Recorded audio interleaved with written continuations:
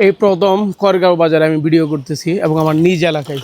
আসো এই কাকা, টাকা করি জি বাবা, একটু উঠে বসেন, জি একটু বসেন, আপনার সাথে একটু কথা বলি। বাবা আপনি ভিডিওটা বন্ধ করে দিন, হ্যাঁ ভিডিও বন্ধ করেন, আপনি কথা একটু উঠেন, আপনার কথা বলি। ভিডিও বন্ধ করেন, আমি কথা বলতেছি আপনার সাথে। ভিডিওটা অফ কর। যা বলেন আমি সব শুনি। চাইছিলাম ওনাকে এক সপ্তাহ বাজার করে দিতে, কিন্তু পরে দেখলাম না, উনি খুবই ভালো অবস্থানে আছে এবং ওনার ভালো টাকা ইনকাম হয়। ওনাকে আমি বললাম, আপনি এই প্যাকের ভিতরে, এই বৃষ্টির ভিতরে কেন ঘোরাঘুরি করতেছেন?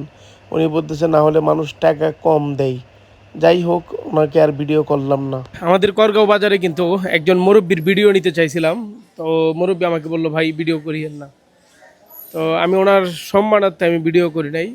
তবে আমার থেকে কিছুটা সন্দেহ লাগছে, ওনার বাড়ি নাকি যশোদল। তো যশোদল থেকে কীভাবে আসছে এটা আমার একটা সন্দেহ ছিল।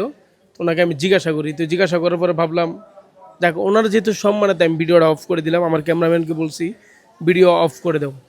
তো সেই ভিডিও অফ করে দিয়েছে, কিন্তু আমি একটা জিনিস ভাবলাম সে এত দূর থেকে কীভাবে আসছে। তো সে আমাকে একটা উদাহরণ দিছে, সে ভ্যান গাড়ি দিয়ে আসছে আমাদের করগাঁওতে। তো সে যেভাবে ময়লা পানিতে, যেহেতু এখন বৃষ্টির দিন বর্ষাকাল, ময়লা পানিতে সে যেভাবে আপনার এই সে নাকি বইতে পারতেছে না, এবং সে যেভাবে গৈরে গৈরে যাইতেছে, এটা দেখে আমার থেকে খুবই খারাপ লাগছে। তো আমার মনে হয় উনি বুঝতে পারে। তো উনি এভাবে না গড় দিলেও চলতো, কিন্তু গড়গুলো দেয় বেশি টাকার আশায়, সেটা ওনার নিজের মুখেরই কথা। তো তার জন্য আর ভাবলাম ওনাকে আর ভিডিও না করি, ভিডিওটা এতটুকু পর্যন্ত। তবে আমি ওনাকে সহযোগিতা করছি, যে পরিমাণ করার মানে কি ইচ্ছা ছিল সে পরিমাণ করতে পারিনি। আমি অল্প কিছু টাকা দিয়ে ওনাকে সহযোগিতা করার চেষ্টা করছি। আল্লাহ হাফেজ।